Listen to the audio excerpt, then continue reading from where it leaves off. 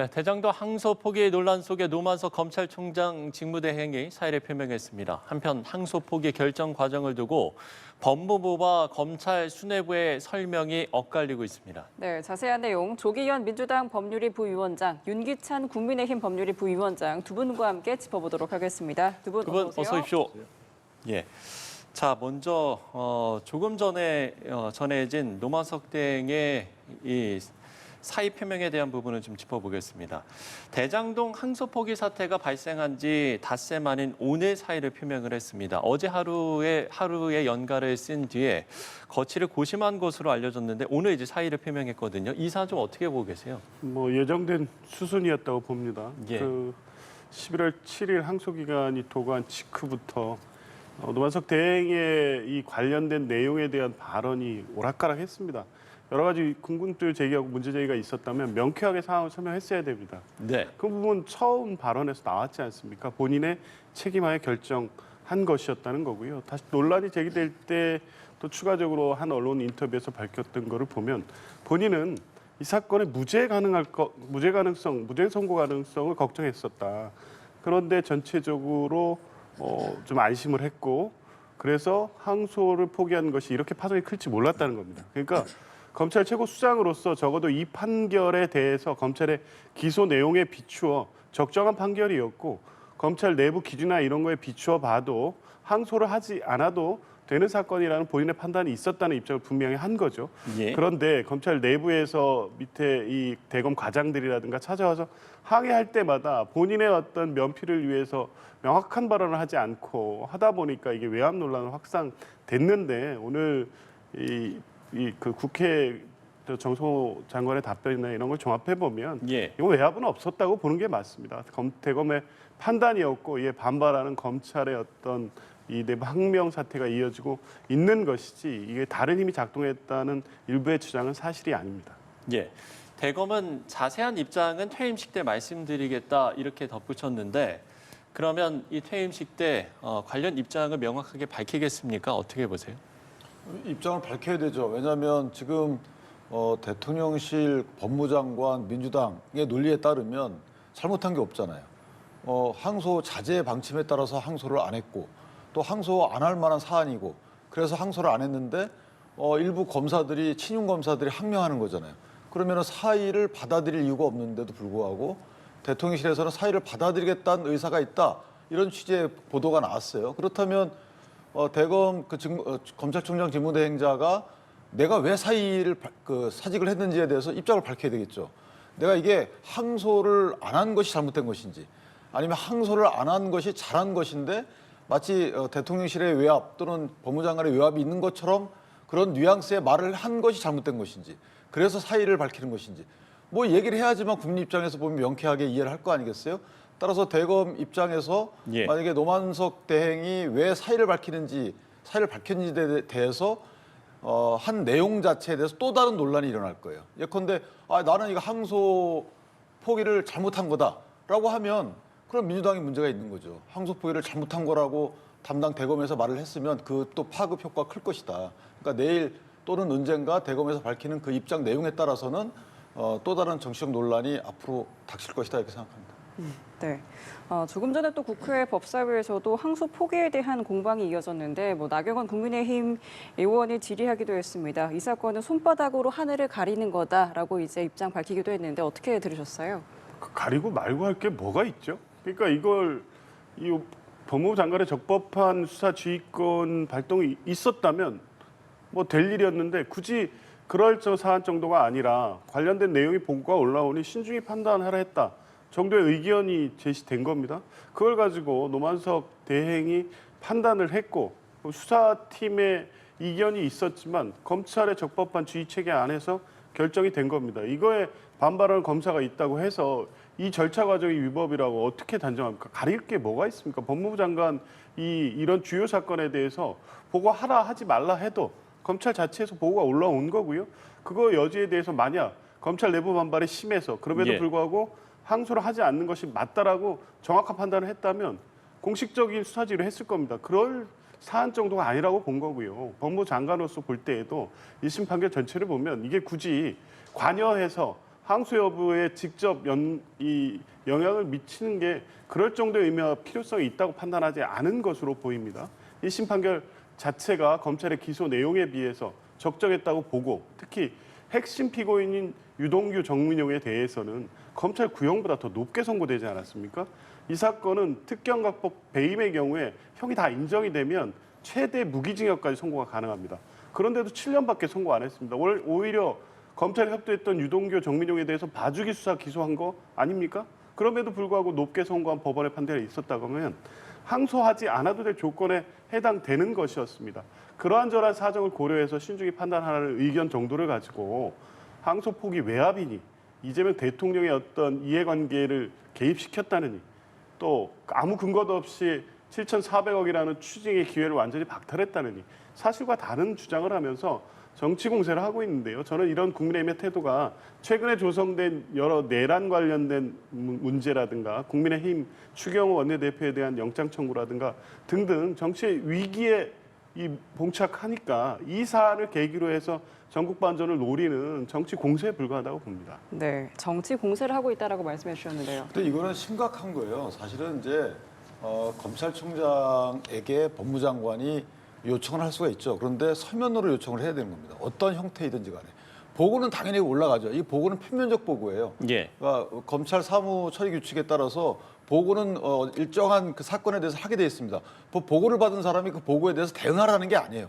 보고라는 거 알고 있으라고 하는 겁니다. 근데 대응할 때는 그게 구체적인 수사 지휘에 해당하는 거예요. 그래서 수사 지휘는 서면에 의해서 검찰총장에게만 하라는 겁니다. 근데 지금 법무장관께서는 뭐라 그러냐면 나는 그 지휘권 행사하지 않았다. 근데 말은 했어요.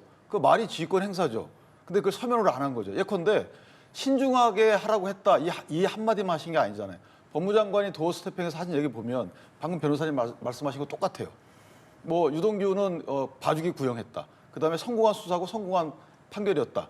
그리고 양형 조건 다 충족했는데 뭘 더 하냐. 아 이게 어떻게 신중한 판단을 하라는 겁니까? 쭉 그렇게 해놓고 신중하게 해야 돼. 그럼 듣는 사람은 어떻게 듣죠? 그거? 아 이거 항소하지 말라는 거구나 라고 이해를 했겠죠. 그러니까 이준수 차관이 가가지고 대검 그 직무대행자에게 뭐라고 한 거죠. 그 들은 사람은 뭐라고 했겠습니까? 들은 사람이 계속 기다리다가 7분, 그러니까 항소 기한 만료 7분 전에 항소 포기 의사를 전달한 거예요. 직원들은 가가지고 대기하고 있었습니다. 만약에 이게 자체 판단이었다면 직원들이 7분 전까지 대기하고 있었겠습니까? 그러니까 모든 면으로 볼 때 이례적이고 대검 입장과는 배치되고 근데 그 배치된 정점에는 어쨌든 정성호 장관이 뭐라고 했고 이진수 차관에게 그 뭐라고 한 게 본인은 나 그냥 의견만 밝힌 겁니다. 수사 지휘권 행사 아닙니다. 그렇게 하지 말라는 겁니다. 그래서 그 법무장관은 검찰총장에게 할 때는 항상 서면에 의해서 지휘를 해라라고 하는 건데 마치 대검이 판단한 것처럼 외형을 꾸미기 위해서 서면에 의한 지휘를 안 한 거 아니냐라는 오해가 있는 거고요. 근데 지휘를 했어요. 그럼 우리 법이 정한 그런 절차를 따르지 않은 거잖아요. 그다음에 만약에 이게 법무장관이 지금 제가 말씀하신 대로 이런 오해가 아니라 하더라도요. 네네. 적극적으로 했었어야 돼요. 예컨대 법무장관이 그런 보고를 받았어요. 자, 대검에서 자체 판단해가지고 이거 항소 안 합니다라고 했어요. 그래도 항소하라는 지휘를 했어야죠.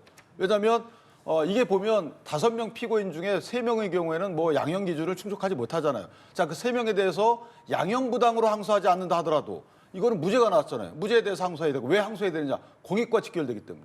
추징을 못 하잖아요. 그러면 판결문을 다 읽어보지 않았다고 볼 수밖에 없어요. 법무장관이. 이걸 다 읽어봤다면 이걸 추징을 위해서라도 항소해야 됩니다라고 대검에 수사 지휘를 했어야죠. 그다음에 예. 대통령실도 마찬가지입니다. 그런 법무부의 보고를 받았다면 민정수석실이 검토를 하고 나서 이건 이러이러한 이유로 이거 항소를 해야 됩니다라고 했어야죠. 나는 개입하지 않았다라는 게 자랑입니까? 개입했어야죠. 오히려. 명확한 수사지를 했어야 되는 겁니다. 지금 저는 개인적으로 법무장관이 이래도 직무유기, 저래도 직권남용 이렇게 하면 안 되는 거예요. 근데 지금 와가지고 뭐 법무장관이 보니까 어느 정도 솔직한 분인 것 같아요. 대워 스태핑은 상당히 말을 많이 하셨습니다. 네. 그런데 아니 그 말을 가만히 듣고 있으면 마치 김만배 변호인 같아요. 아니 김만배 입장에서 보면 박수 쳤을 것 같습니다. 이래서 항소 안 하는 게 타당하고 민사적으로 추징금에 대해서 다투세요. 이렇게 얘기하는 법무장관이 어디 있습니까? 물론 해명하시라고 했겠지만 그 해명의 논리를 대는 이유가 듣고 있으면 김만배 씨가 박수칠 말씀을 하시잖아요. 그렇게 하시면 안 되는 거죠. 성남 시민들이 박수칠 말씀을 하셨어야 되는 거죠. 네, 반론 기회를 드릴 텐데요. 뭐 지금 뭐 말씀을 해주셨습니다만 어쨌든 정성호 장관은 신중히 검토하라라고 말한 것일 뿐이다. 뭐 앞서 이제 뭐 예결위도 그렇고 법사위에서도 그렇고 이게 무슨 외압이 있었겠나 이렇게 이야기를 했습니다만 오히려 이제 적극적으로 수사를 지휘를 했어야 되는 거 아니냐 이렇게 이야기를 했었고 노만석 대행은 법무부의 의견 참고했고 용산과의 관계를 고려하지 않을 수 없었다 이렇게 밝히기도 했었거든요. 반론기에 대해서. 일단 기본적 사실관계는요. 아까 도어 스피킹에서 했던 얘기는 예. 항소 포기가 법무부 장관의 외압이라는 주장을 계속했기 때문에 이러이러한 배경 설명을 한 것이지 그 사실관계의 내용이 대검 검찰총장 대행과 나눴던 대화의 내용이 아닙니다. 법무부 장관은 이 관련된 보고나 내용을 어떤 상황에서 들었냐면 예결위 출석을 해 국회에 와 있을 때 회의 도중이나 이럴 때 전화가 와서 간단히 그냥 의견 신중한 검토하라는 정도의 의견을 냈다는 거고 예. 상황상 그럴 수밖에 없었던 겁니다. 그만큼 법무부 장관 이 상황에 직접 관여해서 어떤 결론을 내기 위한 압박을 검찰총장 대행에게 하지 않았다는 거고요. 검찰총장도 똑같이 얘기하는 거 아닙니까? 이러저러한 의견을 들었고 이러저러한 뭐 용산과 이 법무부 장관, 법무부 이런 고려를 했다는 건데 그 고려를 저는 왜 했는지는 모르겠습니다. 검찰총장으로서 밑에 수사 공판팀 중앙지검의 입장을 듣고 본인이 할지 말지를 판단해서 지휘했으면 되는 거고 그렇게 한 것이라는 설명만 하면 되는데 이러저러한 사정을 구구절절 밑에 검사들 반발을 무마시킬 목적으로 하다 보니까 상황이 왜곡된 것으로 보이고요. 예. 적극적인 수사 지휘를 굳이 할 필요가 없었기 때문에 안 한 거 아니겠습니까? 만약 정말 이게 그 항소를 함으로써 이 정부라든가 법무부 뭐 이런 사건에 영향을 미치고 뭐 실제 솔직히 얘기해서 이재명 대통령에게 어떤 불리한 상황으로 갈 것 같아서 항소를 막기 위해서 했다고 하면 적극적 수사 지휘했겠죠. 그럴 필요성이 없다고 판단한 겁니다. 좀 전에 내용 말씀하셨지만 무죄 부분이 있고 구형보다 선고가 낮은 분이 있습니다. 그런데 예. 전체적인 사건 내용을 보면 그렇게 나올 수밖에 없었습니다. 무죄 특경가법상 배임은 이 범죄 성립 시점 기준으로 해서 배임의 이득액이 확정될 수 있어야 됩니다. 근데 2025년 사업협약 체결 시점에서는 향후에 이 평당 분양가가 어떻게 시장이 형성될지를 모르기 때문에 그 시점 기준으로는 확정 이익보다 많아질 것, 손해가 발생할 것까지 정도는 알았지만 얼마의 이득액이 발생할지는 계산이 안 된다는 당연한 판단입니다. 확립된 법리고요. 뇌물죄 무죄, 뇌물죄 무죄 줬다고 그거 항고 안 하니까 김만배 털어줬다고 이렇게 주장하는데 법리상 배임죄로 인해서 취득된 이득 428억은 예. 배임죄로 처벌할 수 있을 뿐이지 그걸 별개의 뇌물죄로 처벌하지 않습니다. 확립된 판례입니다. 항소심 간다고 해서 뒤집어지지 않고요. 제일 중요한 게 추징 문제인데 그 추징은 이해충돌 방지법에 의해서 추징을 했어야 된다고 하면서 7,400억을 주장하는데 그 사건 이해충돌 방지법은 일기 수사 문재인 정부 말기에 1차 대장동 수사 때는 들어가지도 않은 내용이고요. 윤석열 정부가 들어서서 2기 수사팀 지금 나오고 있는 강백신, 어미준 등 검사팀이 이재명 당시 대표를 표적 삼아 수사를 할 때 그때부터 이재명 대통령과 대장동 일당을 엮기 위해서 나왔던 게 이해충돌 방지법이고요. 그렇다 보니까 2014년부터 2010 몇 년까지의 모든 사업 관련된 정보를 미리 알려줬기 때문에 그걸로 인해 총 취득한 이익을 7,800억으로 보고 주장을 하고 있는 건데 무죄 나올 수밖에 없습니다. 그건 이미 이 서판교 터널 같은 경우에는 이미 공지된 사실이었기 때문에 이해충돌 방지법의 처벌 조항 비밀에 해당되지 않는다는 거고요. 그거 항소해서 검사들이 유죄 입증 불가능할 겁니다. 그리고 이해충돌 방지법상의 이 시점, 범죄 성립 시점도 2015년으로 확정되는 게 이 범죄의 특징이기 때문에 공소시효 지났다는 겁니다. 그러니까 이번에 무죄로 나온 부분들은 검찰이 이재명 대통령과 연결시키기 위해서 무리한 수사, 무리한 공소 제기한 결과였고 법원이 그 부분을 정확히 판단해서 무리하게 들어온 증거 배제 다 했고요. 법리에 따라서 무죄 판결한 겁니다.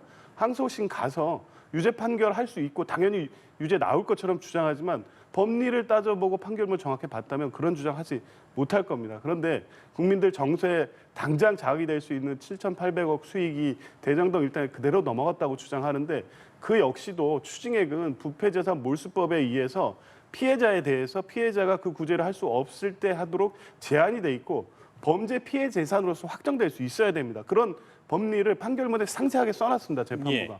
7,800억 회수할 수 있다고요?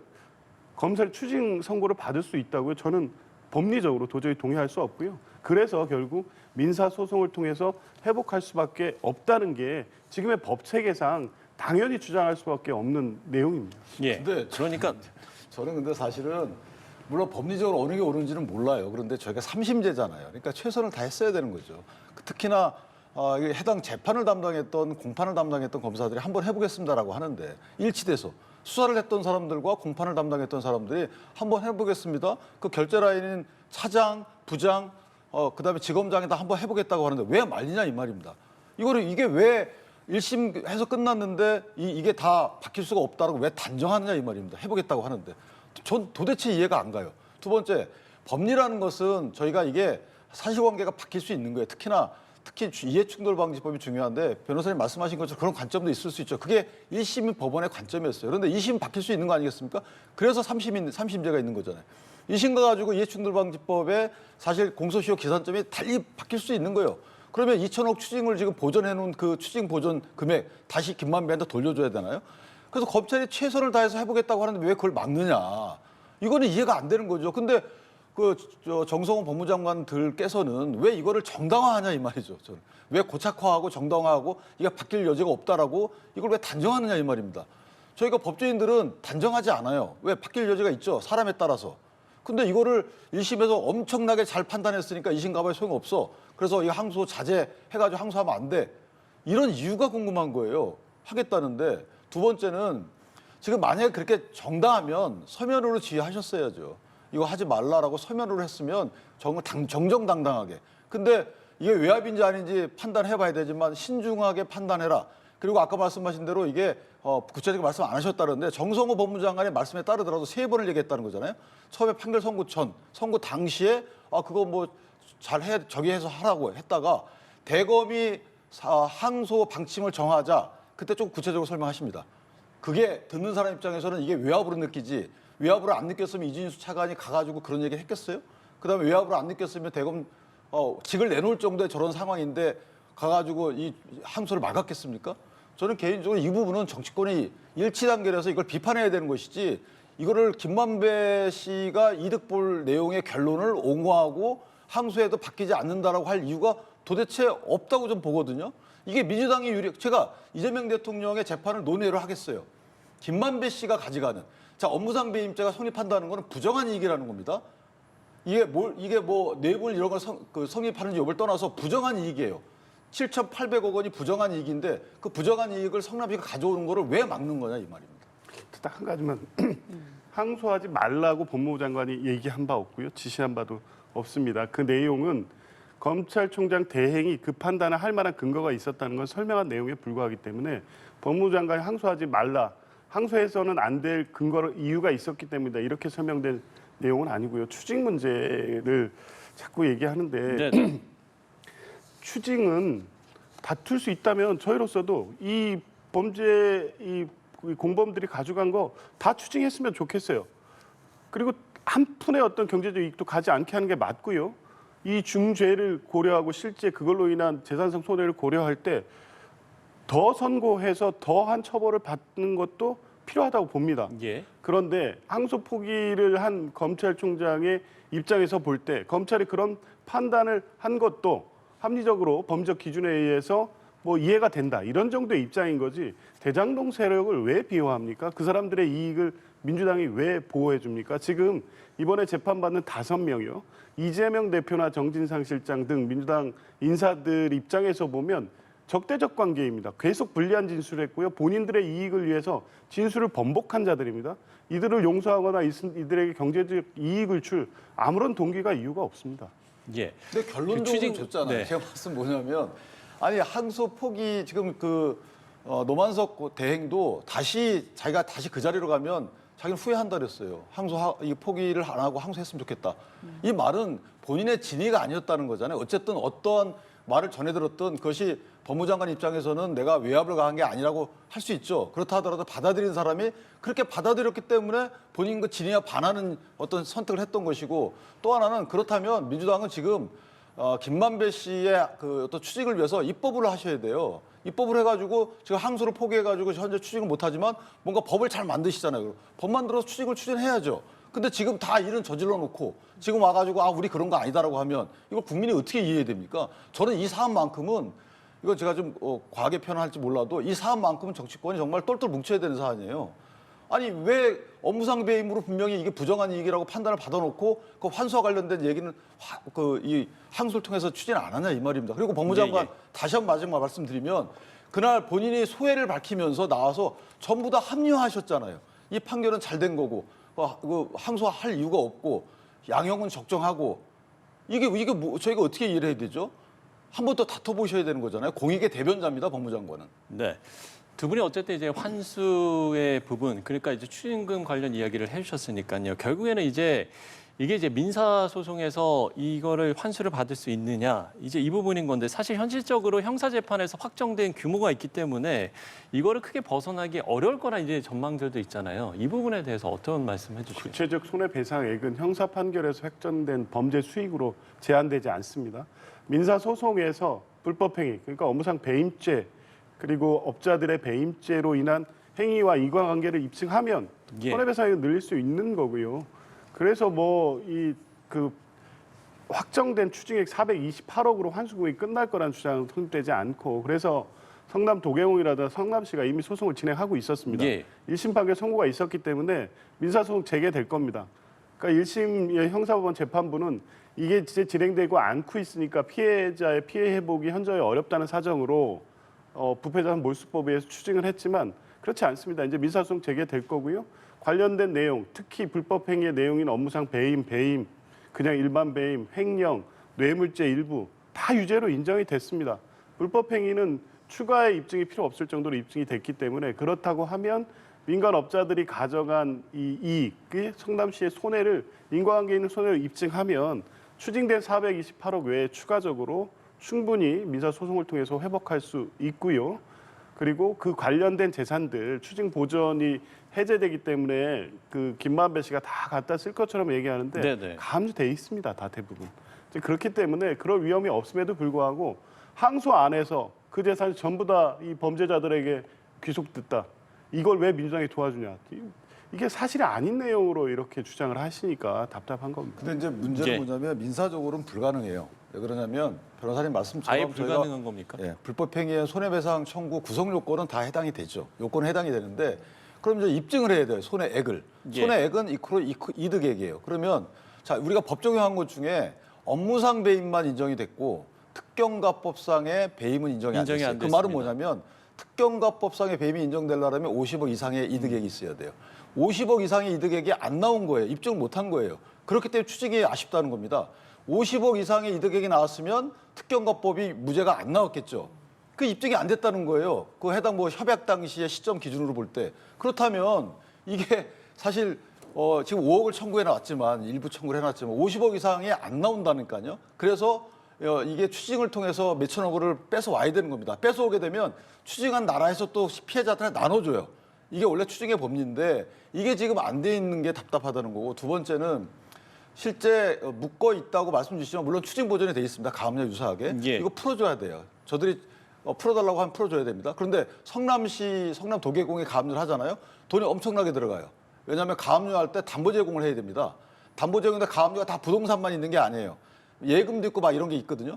그걸 예금 같은 경우 채권을 묻게 되면 보통 50% 40%의 현금 공탁이 나옵니다. 그거 누가 다 세금 다 묶어놔야 되고.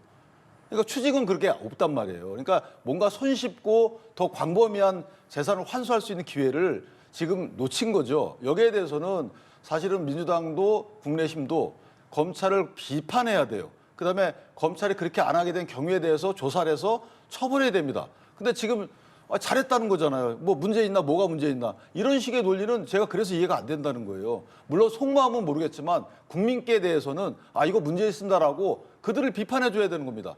근데 그게 아니고 글쎄요 뭐 이것도 진영의 시각에 따라서 봐야 되는 건지 모르겠는데 절대 그러면 안 되는 거죠. 공익과 관련된 거잖아. 일정 부분은. 이재명 대통령을 언급 안 하더라도요. 이재명 대통령 재판에 미치는 영향 언급 안 하겠어요. 네. 근데 대장동 재판부에서 이거 부정한 이익이라고 판단해줬는데 그 부정한 이익을 환수할 수 있는 방법을 잃었어요. 거기에 대해서는 저희가 개탄해야 되는 거 아닌가요? 한릉교님. 비판해야 되죠. 검찰이 결정한 거 아닙니까? 네. 그런데 이 주장을 이렇게 하는 건 대동정 업자들을 비호하거나 그들을 위해서 하는 주장이 아닙니다. 검찰이 그렇게 해서 판단했는데도 불구하고 이 항소 포기 그 다음 날부터 어떻게 주장했습니까? 이거 다 이재명 대통령 재판 때문에 봐주게 한 거 아니야. 결국 업자들 봐준 거 아니야. 김만배 돈 보장해 주려고 그런 거 아니야. 이렇게 비판하지 않았습니까? 1심 판결문 제대로 보라. 이렇게 얘기하는 겁니다. 그게 김만배를 비호하는 겁니까? 이 판결문상 마치 검찰이 공소장에 7,400억 정도의 범죄 수익이 있다라고 써놓으면 그게 다 추징이 됩니까? 법리상? 가능하지 않는데 그 주장을 하기 때문에 그게 아니라는 반박을 하고 있는 것이지 무슨 대장동 업자들 수익을 더 찾아올 수 있었는데 그거를 왜 비호해줬냐 이거에 동의하는 입장이 아닌 거죠. 이 얘기 안 할 수가 없는 게 7,400억 이해충돌 방지법 무죄 났기 때문에 항소심 가도 쉽지가 않아요. 그래서 뭐 다투지 않은 거 저 아쉬워요. 왜 항소 안 했는지 모르겠어요. 그런데 그렇게 주장을 하려면 그러면 부패재산 몰수법 이해충돌 방지법상의 추징 요건에 따라서 그게 부패재산이고 범죄 피해 재산인 거 이거 판결문에 보면 하나하나 판결문 재판장이 다 써놨습니다. 왜 이 금액만이 인정이 되는지. 예. 범죄 피해 재산이라는 요건에 맞추다 보면 지금 검사가 어떻게 기소했든 간에 실제 1심 재판에서 추징금을 인정할 수 있는 금액이 그만큼밖에 안 나오는 거예요. 그래서 어쩔 수 없이 민사소송을 통해 회복해야 되는 거지 형사 항소한다고 해서 7,400억 중에 한 그래도 5천억 원 가져오겠지?